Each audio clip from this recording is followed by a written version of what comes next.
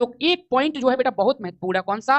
खजुराहो में। क्योंकि एमपी से जब भी हम कोई भी एग्जाम एमपी का देते हैं, एक मध्य प्रदेश में महाजनपद पड़ता है, उसका नाम क्या है? अवंती। आप देख रहे हैं किस प्रकार से आप लोगों को इतिहास याद है, चैप्टर को पढ़ा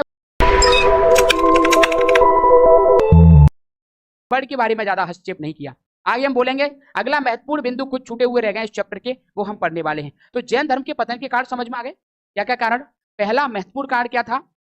इन्होंने तपस्या पर, कठोर तपस्या, नॉट ओनली तपस्या, कठोर तपस्या पर बल दिया, जो कि व्यक्तियों को सूटेबल नहीं लगी। दूसरी इन्होंने क्या बात बोली?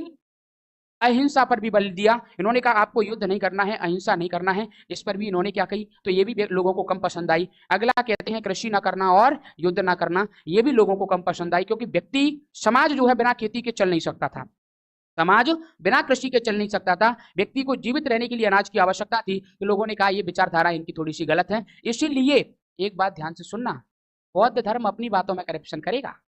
बौद्ध धर्म क्या करेगा?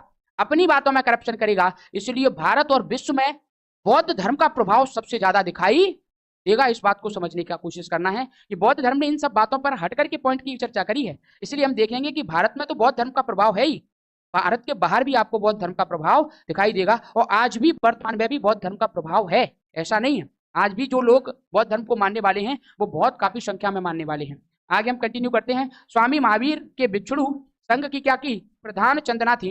इनकी जो मुख्य थी वो कौन थी? चंदना थी। इनका नाम हमें याद रखना है।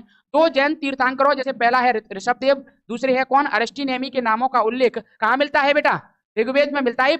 मात्र फैक्ट वाइज चीजें हैं, ये हमें डायरेक्ट याद रखनी है। अरस्टिनेमी को भगवान कृष्ण का निकट संबंधी माना जाता है। किसको माना जाता है? अरस्टिनेमी जो हुए हैं, इनको भगवान श्री कृष्ण का क्या माना जाता है?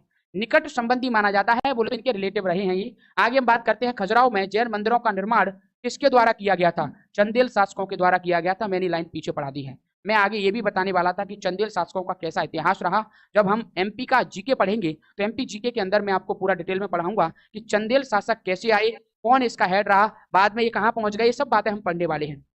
तो एक पॉइंट जो है बेटा बहुत महत्वपूर्ण है, कौन सा? खजुराहो में। क्योंकि एमपी से जब भी हम कोई भी एग्जाम एमपी का देते हैं तो ऐसे प्रश्न आने के चांस है।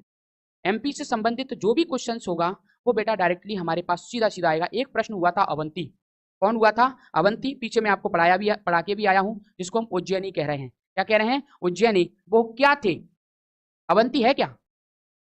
महाजनपद। हमने 16 महाजनपद पढ़े हुए थे, उनमें से एक मध्य प्रदेश में महाजनपद पड़ता है, उसका नाम क्या है? अवंती।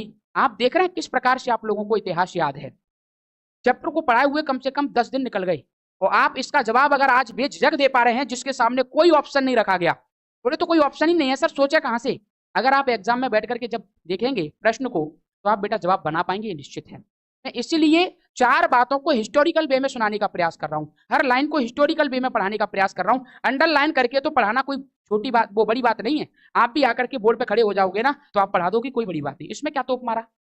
कोई तोप है क्या भैया? पहले से सेट कर दिया, अंडरलाइन करके पढ़ाते जा रहे हैं, बस काम हो गया। टीचर का क्या काम था? कुछ नहीं, हम भी कर लेते सर इस काम को, लेकिन उन बातों को लिंक कराना ये एक टीचर का काम होता है। बात समझ रहे हो कि नहीं? तो ये सब बातें कहीं ना कहीं आपके लिए प्रयास की जा रही हैं। मैंने कहा खजुराहो में अगर प्रश्न पूछा जाए तो जैन मंदिर कहाँ बना हुआ है? खजुराहो में बना हुआ है, जो किसके द्वारा बनवाया गया? चंदेल शासकों के द्वारा बनवाया गया। आगे हम कंटिन्यू कर रहे हैं। मौर्योत्तर युग में मथुरा जैन धर्म का क्या प्रसिद्ध केंद्र रहा?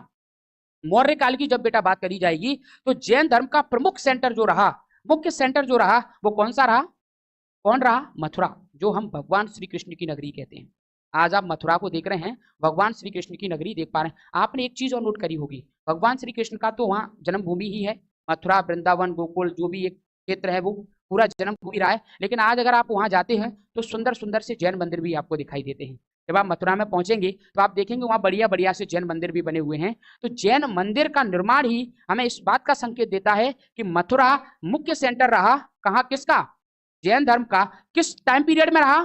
मौर्योत्तर काल में। एक हम मौर्य काल पढ़ेंगे, मौर्योत्तर काल भी पढ़ेंगे, दोनों टाइम पीरियड पढ़ेंगे। आगे हमने देखा जैन तीर्थंकरों की जीवनी भद्रबाहु के द्वारा रचित एक किताब है, एक ग्रंथ है, जिसका नाम क्या है? कल्पसूत्र। मुझे बताइए भद्रबाहु थे कौन? भद्रबाहु थे कौन? भद्रबाहु अनुयायी थे जैन धर्म के, जो अपनी एक शाखा को कहां ले गए थे? दक्षिण भारत में ले गए थे। कहां ले गए थे? दक्षिण भारत में ले गए थे। तो इन्होंने एक किताब लिखी है भद्रबाहु ने, उस किताब का नाम क्या है? कल्पसूत्र। क्या नाम है? कल्पसूत्र। और उस कल्पसूत्र का वर्णन किया गया है। किसका किया गया है? हमने देखा कि जैन के जो तीर्थंकर रहे हैं उन सभी की लाइफ का बोले तो जीवनी का वर्णन किया गया है। किसका? जीवनी का। बोले तो जो 24 तीर्थंकर हम पढ़ते हैं वो हमें कहाँ देखने को मिलते हैं? हमने अभी मात्र 24 तीर्थंकरों के नाम पढ़े हैं। 24 के 24 तीर्थंकरों की लाइफ के बारे में अगर आप पढ़ना चाहते हो, उनकी लाइफ हिस्ट्री के बारे में अगर आप पढ़ना चाहते हो, तो आपको कौन सी किताब खरीदनी पड़ेगी मार्केट से? कल्पसूत्र खरीदनी पड़ेगी। कौन सी खरीदनी पड़ेगी? कल्पसूत्र। तो उस किताब के अंदर आपको ऋषभ देव के बारे में डिटेल से लिखा मिलेगा, महावीर स्वामी के बारे में डिटेल से लिखा मिलेगा, भद्रबाहु के बारे में डिटेल से लिखा मिलेगा, स्थूलभद्र के बारे में डिटेल से लिखा मिलेगा। तो हमने एक ही बात कह दी कि जैन संघ के जो तीर्थंकर रहे उनके जीवन की कहानी किस किताब में लिखी है?